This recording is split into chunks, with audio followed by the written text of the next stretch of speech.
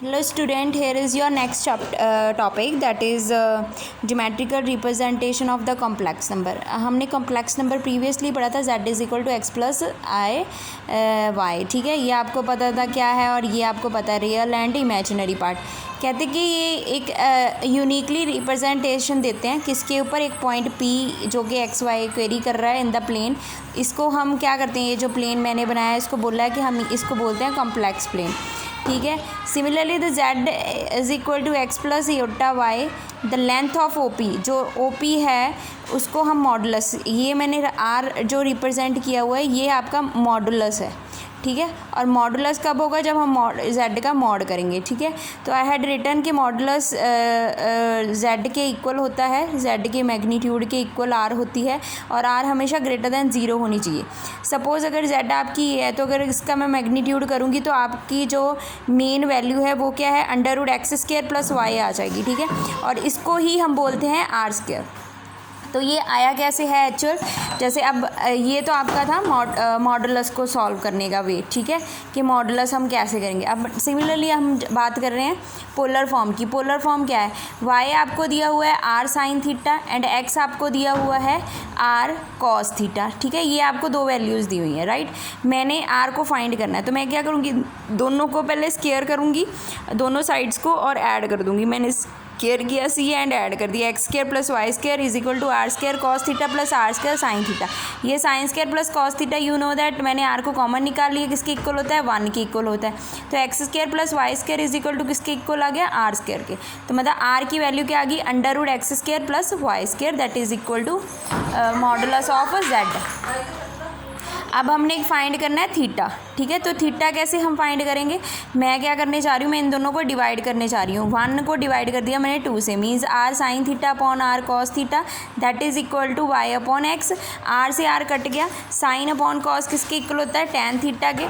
तो अब आप क्या लिखोगे यहाँ पे, hence z is equal to r cos theta plus sine theta. इसको हम क्या बोलते हैं, as a polar form of complex number. इसको हम पोलर फॉर्म बोलते हैं. जब आपसे एक ओवरऑल क्वेश्चन पूछा जाएगा कि पोलर फॉर्म बताओ, तो आपने यहाँ पे क्या करना है, r की वैल्यू यहाँ पे पुट कर देनी है, थीटा जो आपने फाइंड किया वो यहाँ पे पुट कर देना. ठीक है, तो इट मीन्स मॉडुलस किसके इक्वल होता है, z मैग्नीट्यूड के, और इसमें थीटा इज इक्वल टू मतलब आर्ग्यूमेंट ऑफ z. ठीक है, वो ये यहाँ से फाइंड होता है. ठीक, तो अब इसके बाद आ गया मीन्स टैन, अगर tan alpha means tan theta अगर आपने फाइंड करना है तो ऊपर आएगा इमेजिनरी पार्ट एंड नीचे आएगा रियल. यहाँ पे देखो y अपॉन x है, तो y क्या है आपका इमेजिनरी और x क्या है रियल, तो उसका मैग्नीट्यूड है. ठीक है, तो ये मैंने एक बनाया हुआ है प्लेन, इसके ऊपर क्वाड्रेंट 1 ये 2 हो गया, ये हो गया 3 एंड ये आ गया 4. ठीक है, और जो आर्ग्यूमेंट थीटा की वैल्यू होती है वो हमेशा पाई से लेके -π से लेके पाई तक लाई करती है, और इसमें से ये इसके इक्वल भी होती है. ठीक है, अब एक एग्जांपल करते हैं. See here I had done already that find the modulus and argument of the complex number.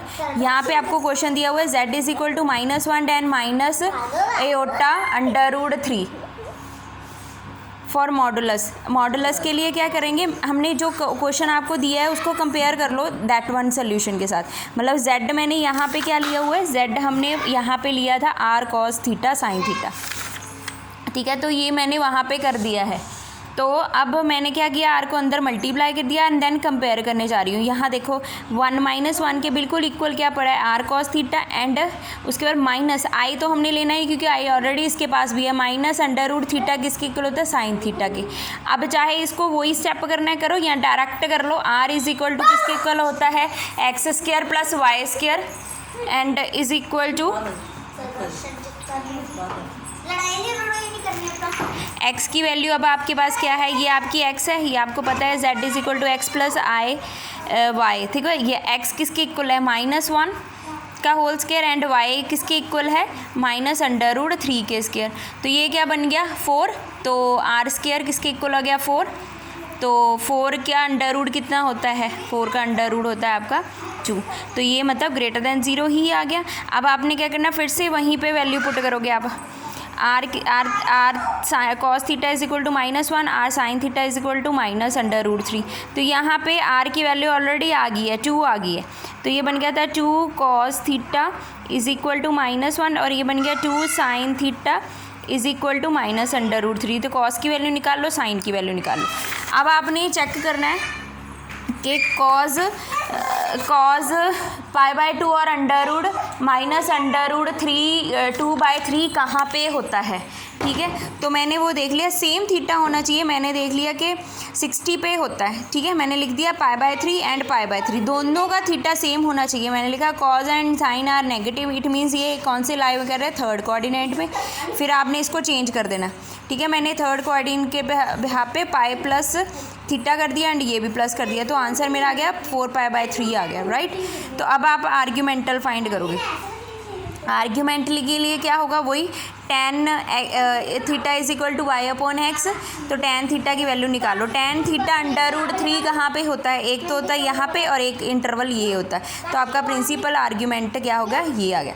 अब सपोज अगर आपको यही क्वेश्चन पे यहाँ पे लिखा होता है कि find the right the polar form also, तो आपने क्या करना था, जो आपकी आर की वैल्यू है ये यहाँ पे लिख देनी थी, थीटा की वैल्यू यहाँ पे आई है वो यहाँ पे लिख देनी थी।